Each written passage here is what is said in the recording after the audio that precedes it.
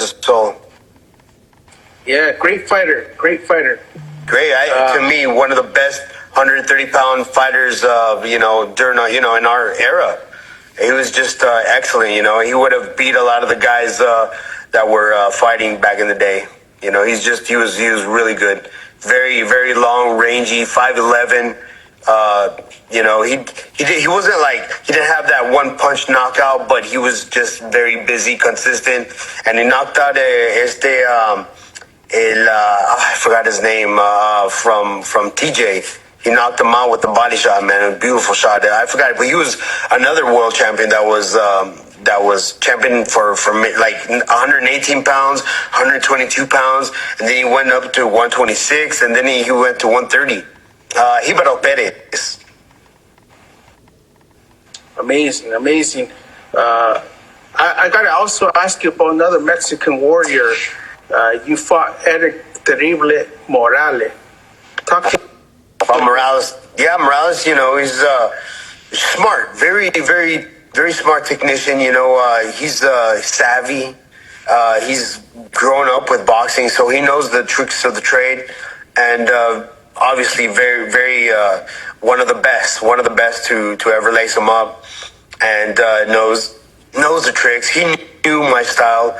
He knew I was just gonna go forward, so he was just gonna lure me in and just hit me with the counter shots, and that's how it beat me. It was just countering, and so it was. He knew it was kind of like, I think, not an easy fight because it was a tough fight, but it was an easy plan. It wasn't too hard to figure me out. He knew I was going to go forward, and that's what I did. I just gave him that. I gave everybody that plan. It's like, you know what? I'm just going to go forward. Simple as that. I'm going to go forward, going to attack, make my fight uncomfortable for you. And I mean, it wasn't easy for Morales, but I know it was hard, but he did do what he had to do to win the fight. Yeah, and another Mexican-American fighter that I remember watching was Vicente Escobedo. You fought Vicente Escobedo. Yeah, that was my last fight. Probably about 2 years prior, maybe. Yeah, probably about 2 years prior, I sparred him, and I gave him a spanking in the gym, right? And so when his name came up, it was my last fight, but I was like, you know what, I want to fight, I want to see where I'm at, and obviously winning that fight, I was gonna possibly fight Adrian Broner. So Vicente Escobedo was the guy I had to beat, and but he came in and did what he had to do. It was a good fight. I went down the first round and the second round, and I think he went down in the fifth round, and so the fight was a majority decision win for him, and it was a good win. It was a good win for him, But that's when I knew, if I'm going down, maybe this is, I was known for not going down all these years against the stronger and faster guys. I mean, against Mayweather and Gennaro, Goyo Vargas, and all these guys. All the sparring that I did with all the best fighters in the world, like De La Hoya and just many and countless fighters, and then I'm going down with this guy. I'm like, geez, maybe I gotta hang him up. I wanted to be smart about it and not just hang around and linger around boxing too long, where I'm not able to put two sentences or two words in a sentence. You just mentioned De La Hoya, so how was that spark? Oh man, the best. I mean, so I grew up sparring guys like Mosley. Mosley to me was my favorite fighter. Sparring with him all those years, man, it was great. I really learned a lot from him. That's why I wanted to implement my inside work, because he was an inside fighter as well. I mean, he was inside, outside. He knew how to do everything. And Shane Mosley to me was a complete fighter. and a great source of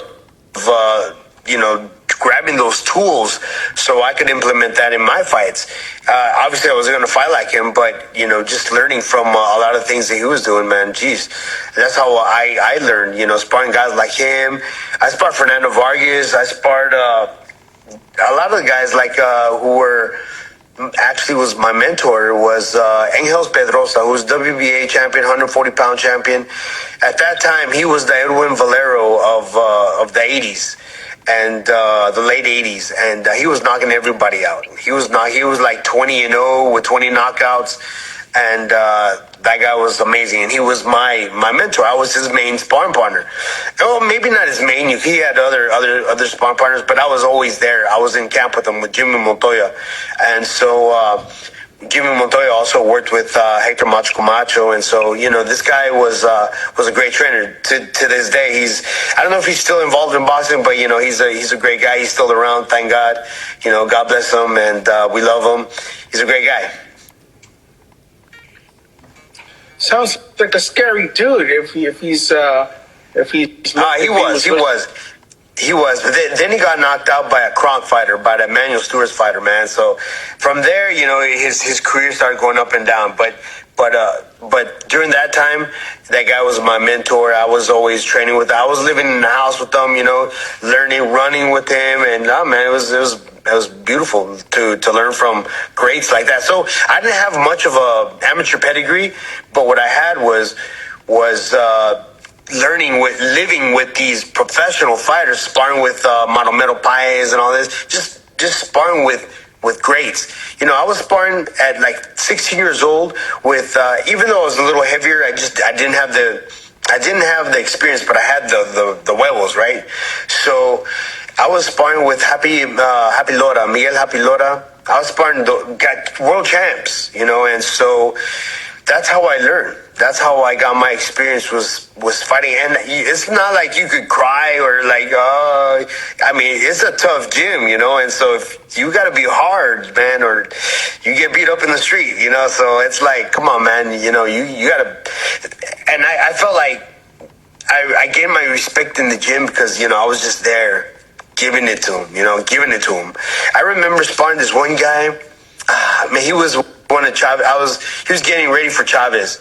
And I sparred him because I had the guy was tall. I forgot his name. Raul Rojas. No, wait. Rojas was his last name, but I forgot his first name. And so he beat the crap out of me. So I had to go to school with a black guy. And I was like, dude, I'm just an amateur. I don't even know. I'm not even a real amateur. But I was mad. So a couple of years go by, and I'm at a different level now. Now it was my turn to put it on him, and I did that. That's what I did, and it was beautiful. Hey, you mentioned werewolves, so you sure had the werewolves, and you had the heart of a champion. So it takes more than skills. That's why I always tell everyone. Yeah, a fighter. Exactly. Exactly. It takes more than just skill. It takes that desire, that fire. But, that's what I surrounded myself with. I surrounded myself with those kind of people. I didn't surround myself with amateurs. I was just with the pros, the guys that were going to make it, the guys that I saw that were climbing up the ladder, and I just wanted to be around those guys and learn them and watch them, and feed off their energy.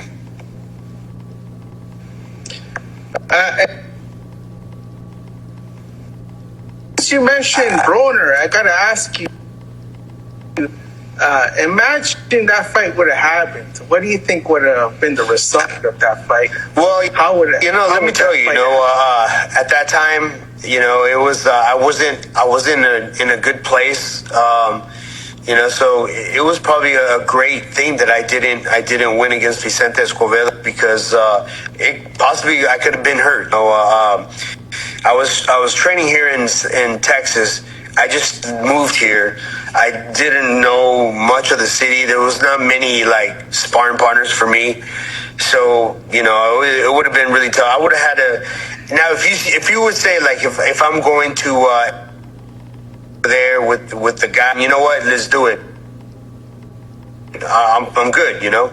But I didn't want to leave my family. I just had a newborn, so that Texas, and so it's not like you know, I wanted to leave for camp.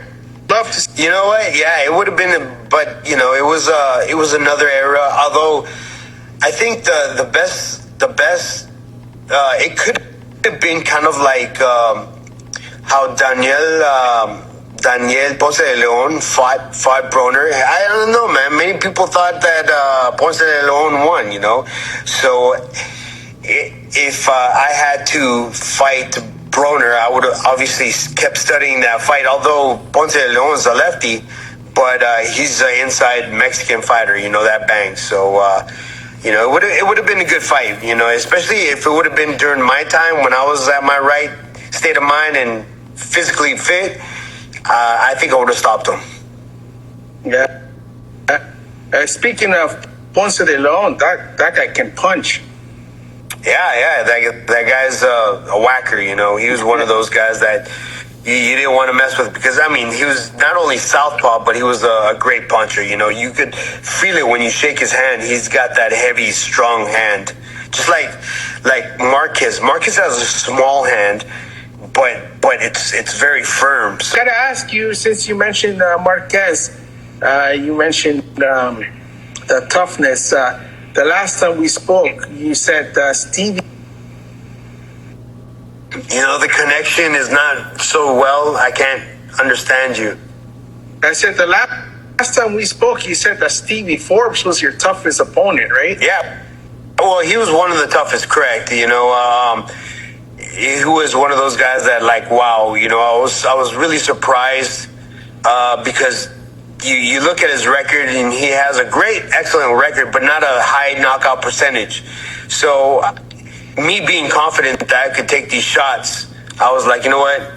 I'm just gonna go at him, whatever, you know. And I didn't think he was gonna hurt me, and he caught me with a nice uppercut that made me see stars. So yeah, he was a hell of a puncher, great counter puncher as well. Almost a Mayweather, but still not like Mayweather. So I was able to take more advantage. So when I fought him, you know, I learned already from what I did with the mistakes I did with Mayweather. So I was just busier trying to attack the body, and that's what I did. Yeah. Now, if you could have had a rematch with one of your opponents, who would it have been? If you wanted a rematch and you could have got it, would you have wanted a rematch with? Morales. Morales. Okay. Morales. Eric Morales. Yeah, it's just I think there's way I could have maybe tweaked it a little more and looked at it another way and just used more of my brain than just my grit and my strength. I think you know, the outcome could have been different if we would have a rematch. But you know, it is what it is. I'm happy with what happened. I fought the best in the world, and I don't regret anything.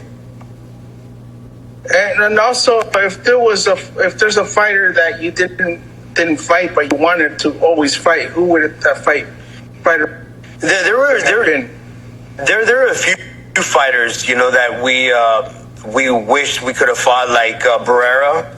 There was Barrera. There was also Diego Corrales. I wanted to face him, and also Gotti. I wanted to get in with Gotti. Also with Jesse James Leija. I wanted to fight Leija as well. But you know, Leija was before me, so a few years before. So like at the end of his career is like when I was like up and coming. So it was kind of like a different era. So but it would have been nice, you know, to have faced him. Yeah, Leijas was a warrior. I remember watching Leijas. He was a warrior. Sure was. I remember picking Leijas over Bojado, and everyone thought I was crazy. And he taught that kid a lesson.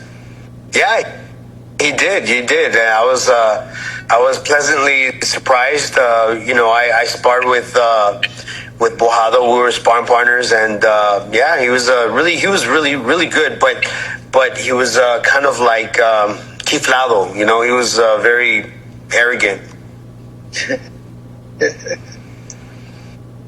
Well, before I let you go, what do you want to say to all your fans, so everyone that's wishing you the best as you get inducted into the WBC museum? Yeah.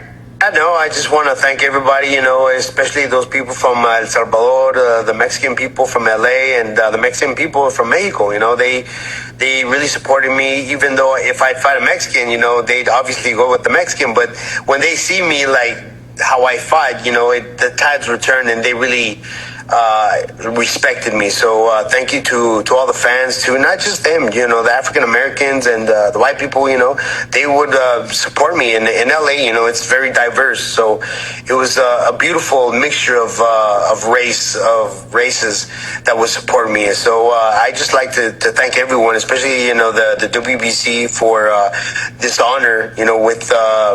With Rudy Tejas, Sal El Gonzo.